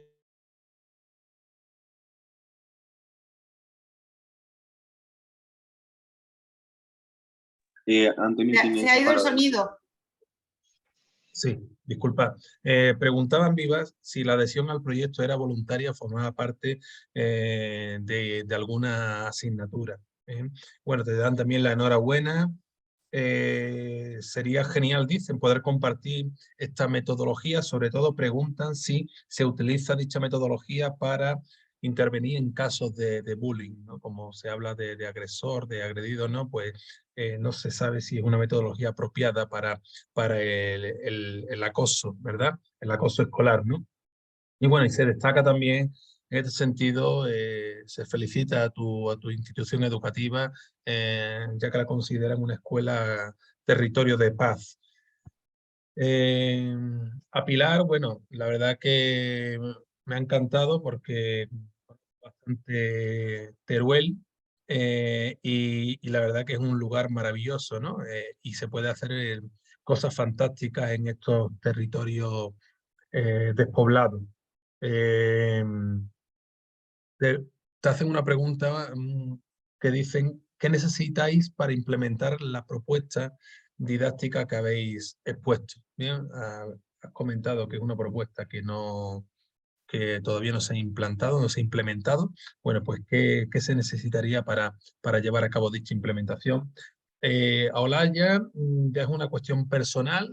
La verdad que desde el año pasado, cuando escucho el tema de robótica, se me enciende la antena porque o se me levantan las antenas, no, porque mi facultad de formación del profesorado en Cáceres, el año pasado hicimos algunos docentes interesados una formación sobre las famosas aulas del futuro, ¿no? Que ahora hay aulas del futuro por todos los sitios, ¿no? Entonces, bueno, la verdad que yo iba pues con mucho entusiasmo y demás, y oye, esto de la robótica está bastante bien, ¿no? Pero, claro, yo la rebauticé, ¿no? En vez de aula del futuro, yo la llamé aulas futuristas, ¿no? Porque, claro, todo estaba basado en la robótica, ¿no? Yo el concepto de aula del futuro lo entiendo como algo que va más allá, ¿no? Que del simple manejo de las tecnologías y de la robótica, ¿no? En este sentido, Olaya, tú como experta, conocedora mejor de este ámbito, ¿qué tienes que aportar?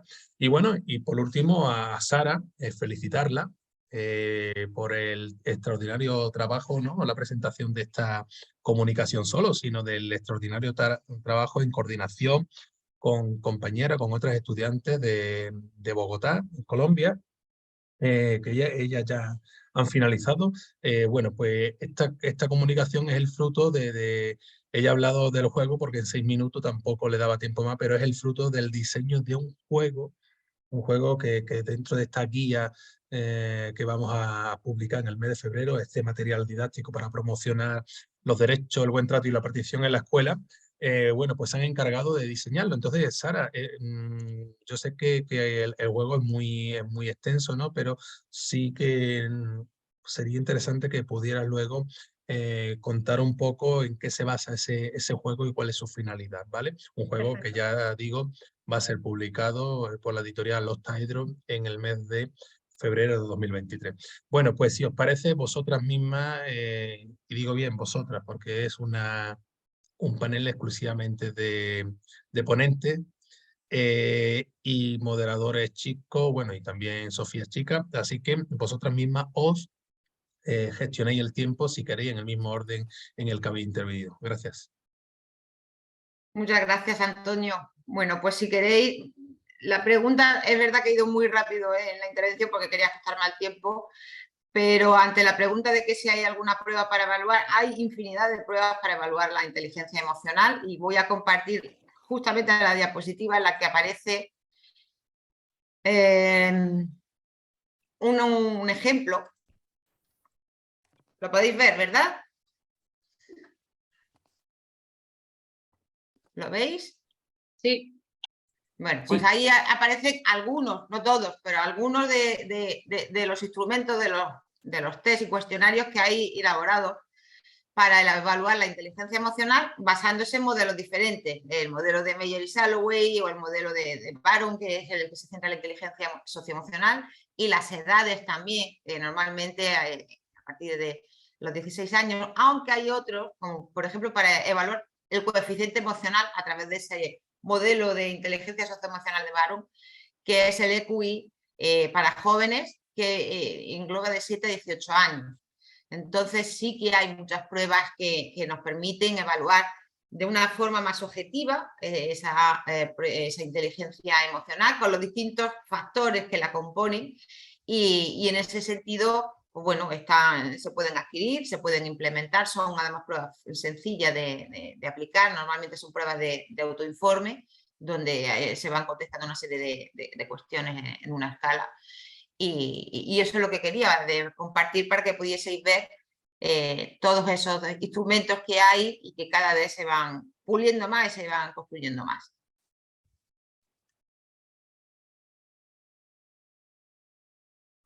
Si queréis continuáis contestando en el orden o como queráis, si tampoco hace falta que sigamos un orden. Bueno, tengo entendido, soy del proyecto GER, creo que es la segunda pregunta. Y la pregunta pues radica más que todo en si el proyecto es más enfocado como a nivel voluntario o es algo más estricto, más rígido. En este caso pues el proyecto es totalmente voluntario, contamos con una participación de los estudiantes desde pequeños, los cuales deciden ser candidatos a ser conciliadores y así poderse integrar en el proyecto GER para después ser gestores de paz. Con esto nos centramos y nos enfocamos en que los estudiantes mantengan una participación política como dentro de su formación como ciudadanos, como estudiantes, y así es totalmente voluntario. Incluso es un punto a favor y creo que en pro del proyecto cuenta esa gran participación por parte de ellos, que aunque no es algo obligatorio, ellos les nace hacerlo, y aún así cuentan con una especialidad y un gusto realmente por ser líderes, por ser conciliadores, por ser mediadores del conflicto y de alguna u otra manera contribuir en su proceso de aprendizaje, no solo como estudiantes, sino como ciudadanos. Entonces creo que el hecho de ser voluntario es completamente exitoso y creo que el centro del proyecto es ese, que desde pequeños ellos sean candidatos a ser conciliadores, ellos mismos son candidatos y se van integrando en el proyecto y contamos con una excelente participación.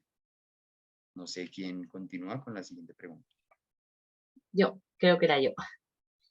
Bueno, en mi caso la propuesta no se ha llevado a cabo porque surgió de, bueno, hubo una noticia, mientras yo realizaba las prácticas de la carrera, allí en el aula, pues un día llegó una noticia de actualidad del pueblo y entonces comenzamos a hablar y entonces surgió de ahí, pero ya era el final de mis prácticas para ser maestra, entonces luego no había tiempo para llevarlo a cabo y además coincidía con el final de curso, entonces se quedó un poco en stand-by y no se pudo llevar a cabo. Y eso es todo.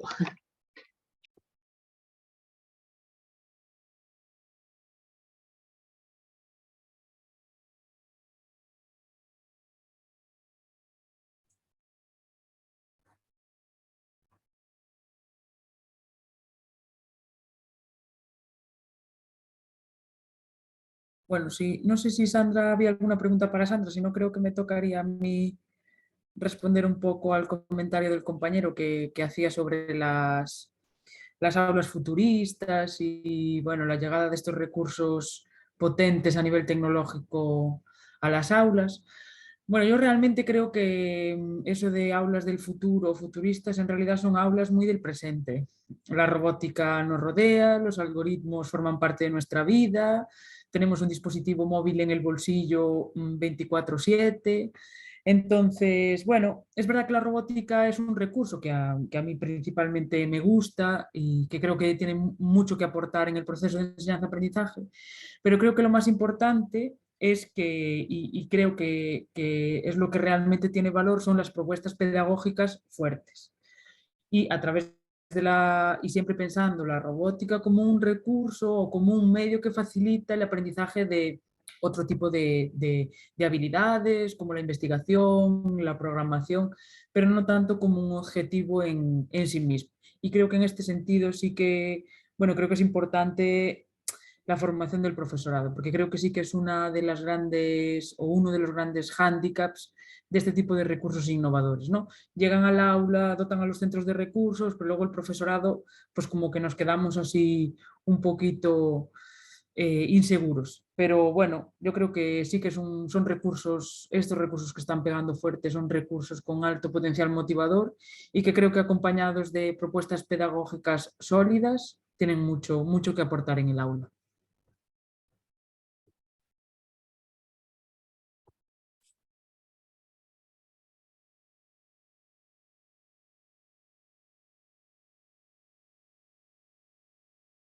Si no hay otra pregunta para Olayo, entonces hablo un poquito. Bien, pues el juego del que hablaba Antonio, pues es fruto de un trabajo, de mucho trabajo entre mis compañeras y yo. Y bueno, no es un juego, no es el típico juego de siempre, sino que trata, como su nombre va a indicar, darle voz a la infancia a través pues, de la implementación en el aula. Este juego, bueno, pues es como otros en cierto sentido porque trae su tablero, o sea, trae sus fichas, pero tiene una novedad que permite actividades motrices y cognitivas. En esas actividades motrices y cognitivas se intenta que los niños y niñas tengan un conocimiento de lo que son los derechos y los pongan un poco en funcionamiento en el aula. Como he dicho antes en la presentación, que ha sido muy rápida, normalmente esto se hace en las celebraciones pedagógicas, que suele ser a lo mejor una vez al año. Nosotros lo que queremos es que los docentes tengan ese juego en el aula para que puedan ir trabajando poco a poco cada trimestre pues, con estos derechos, que puedan ir jugando con el que les interese. El juego tiene una guía, se complementa con una guía y da un poco de libertad para la elección de los contenidos transversales. Es decir, por ejemplo, si están trabajando en el aula con unos contenidos, pueden también derivarlos a través de los conocimientos que aporta este juego. No consiste, como otros juegos, en ganar o perder, sino en la adquisición de nuevos conocimientos. Y creemos que es muy importante, como he dicho antes, que los docentes dejen hablar a los niños y fomenten y activen esa participación. Entonces, bueno, espero que cuando este juego salga a la luz, pues permita cambiar muchas cosas, ¿no?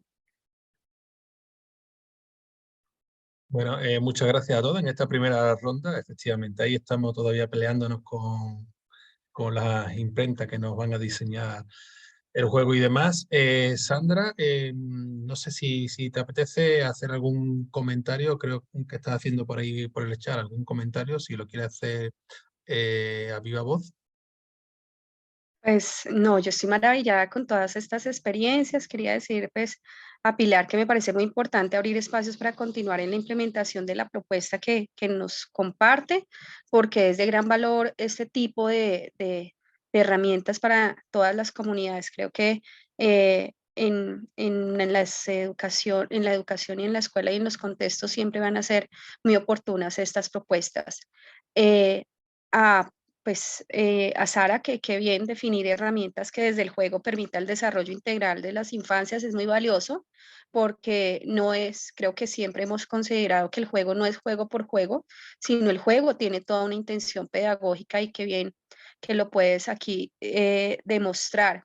Y pues aprovecho ya que me das la palabra también para un poco aquí compartir que me parece esta estrategia de EGER una estrategia que es muy acertada con las necesidades actuales de la escuela. Las necesidades actuales de la escuela nos están convocando a desarrollar diferentes estrategias que permitan al niño ser protagonista de sus convivencias, pero también ser actor significativo en los derechos y en los deberes. Actualmente pensarnos desde el deber es también pensarnos desde cómo se siente el otro y cómo yo permito que el otro se convoque en un ejercicio de construcción dialógica y colectiva sobre las problemáticas convivenciales que se presentan en la escuela a la luz de esa convivencia. Entonces, me parece maravilloso que los jóvenes nos hayan traído esta posibilidad que tenemos hoy de escucharlos y posibilidad de réplica, y yo les decía por interno que como rectora de una institución educativa estoy muy interesada en irlos a visitar para poder replicar estas acciones tan importantes. Finalmente, el trabajo de la doctora Lucila Herrera me parece un trabajo que da cuenta también de poder poner en funcionamiento esas necesidades actuales de un mundo actual, donde el ejercicio de la socioemocionalidad es un ejercicio que nos está invitando a, digamos, a excavar mucho en este tema y de pronto reorganizar nuestras ideas sobre el tema e irla buscando, irla hilando, tejiendo con la escuela, porque pensábamos que eran dos mundos distintos y la verdad es que no. Hoy nos hemos dado cuenta que hoy más que nunca la escuela se ha pensado desde la socioemocionalidad y se busca todos los días desde la socioemocionalidad. Entonces yo creo que con esto pues decir gracias por la palabra y pues creo que todas las apuestas son importantísimas. La apuesta sobre STEAM es una apuesta que realmente nos cuestiona hoy, porque efectivamente el tema de STEAM es un tema que necesita que la escuela lo vea como prioridad, lo vea como unidad y lo vea como una forma de trabajar desde esa integralidad, desde la intencionalidad pedagógica, entendiendo a todos y todas como fuertes en todos los temas que tienen que ver con el STEAM. Entonces, creo que cada uno de los aportes de la mesa del día de hoy es muy significativo en el rol pues que desempeño, pero también desde ese interés que hoy me dejan. Muchas gracias por darme la palabra. Muchas A ti. gracias, Sandra. Muchas gracias, Sandra. Disculpa, Antonio, vamos a darle la palabra a Juan Camilo, que tiene una intervención preparada. Gracias, Kenneth. Sí, pues quería agradecer, pues, en primer lugar, el interés en el proyecto y quería complementar de pronto un poco acerca del tema del bullying y los conflictos relacionados con el tema, en donde juegan un papel importante e interesante en el proyecto. Para eso nosotros complementamos la materialización de los derechos humanos, la Cátedra de la Paz para buscar la formación de cultura ciudadana y que de alguna u otra manera vaya encaminada a la paz total de Colombia. ¿Sí? Consideramos que ese es como el principal objetivo del proyecto y más con estos importantes temas como es el tema del bullying, como es el tema de esos conflictos que se dan entre los espacios escolares y que sin duda alguna pues debemos tratar. Para eso pues hacemos las mesas de conciliación que de alguna u otra manera en el aula y las institucionales antes de pasar a un comité de convivencia. En el comité de convivencia se toman las decisiones a grandes rasgos, pero pues antes esa mesa de conciliación es el momento en el que con el simple hecho de ser escuchados, con el simple hecho de compartir las opiniones frente al tema, frente al conflicto, frente a lo que ha sucedido, creo que ahí ya hay una parte de liberación, ya hay una parte de escucha, ya hay una parte de felicidad en la cual de alguna u otra manera como que los ánimos bajan un poco y de alguna u otra forma la idea es esa, mejorar cada día más y con esas mesas de conciliación mediante el diálogo que es como nuestra herramienta fundamental, buscamos eso. Además, pues contamos con el equipo, no solo es acompañado por estudiantes, sino también por maestros. Somos un equipo súper grande que de alguna u otra manera busca eso y de una lo que hace es concertar frente al problema. Entonces lo que busca es de una vez una solución, planteando un problema, viendo lo sucedido y de alguna u otra manera con todo el equipo, no solo por estudiantes, sino también maestros especializados en el tema, pues buscar la mejor solución, no solo en el bien propio, sino en el bien común y un bien que de alguna u otra forma se vea reflejado en toda la comunidad educativa. Muchas gracias.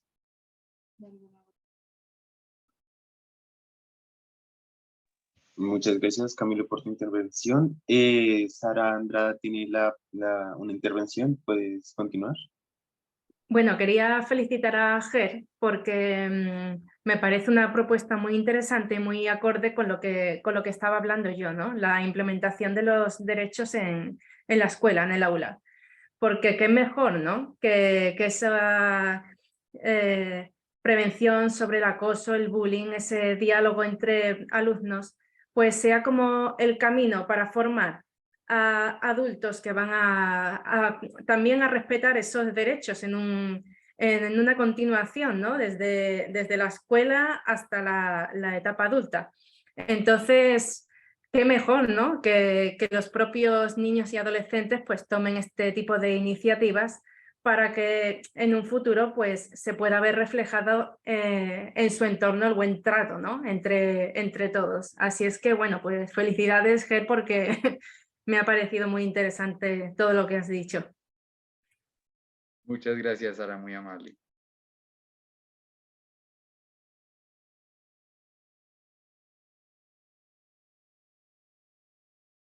Bueno, te llaman Ger, pero realmente eres Camilo Vivas. Sí, señor, Juan Camilo Sí, Vivas. Juan Camilo Vivas. Oye, pero es que hay una curiosidad tremenda. Tú no eres de la Universidad de Barcelona, ¿verdad? No, señor. Es que el comunicante que falta hoy se llama Juan Camilo. Entonces, claro, cuando estoy viendo el programa y he escuchado que el moderador te llama Juan Camilo, oye, hay una curiosidad, vamos, es una coincidencia tremenda, ¿eh? Bien. Bueno, mirad, realmente estamos en el tiempo, restando los 20 minutos del compañero Enriquillo, que no ha podido más los tiempos que tiene adicionales, estamos en el tiempo. No obstante, si queda alguna pregunta, estáis interesado en continuar el debate, bueno, por la organización no hay ningún problema, porque el tiempo estaba estimado hasta las 21 horas, como sabéis, ¿bien?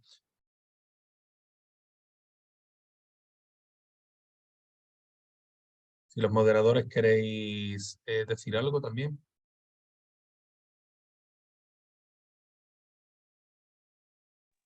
Pues quiero expresar mi opinión personal. Considero que fueron unas muy bonitas ponencias, bastante enriquecedoras, como lo mencionaron anteriormente. Las veo muy enfocadas al conocimiento de los derechos por parte de los niños, niñas y adolescentes, por lo cual es algo que también está trabajando el CILIAD y que busca el reconocimiento de estos por parte de los adultos y el conocimiento de estos por parte de los niños, niñas y adolescentes. Así que agradezco mucho a todas las personas que estuvieron acá brindándonos su tiempo y muy bonito todo el esfuerzo y dedicación que se mostró y pues orgulloso de estar acá moderando otra vez. Y, y Antonio, no sé si hay algo más que decir, si no, pues sería darle la palabra a mi compañera Sofía. Bueno, pues como lo he dicho anteriormente, si no hay ningún compañero o compañera más que quiera compartir algo, podéis proceder al cierre. ¿Listo, Sofía? Bueno, muchas gracias. Finalizaré diciendo que gracias a todos por los hermosos trabajos llenos de esfuerzo y dedicación que vimos el día de hoy y finalizaremos esta jornada.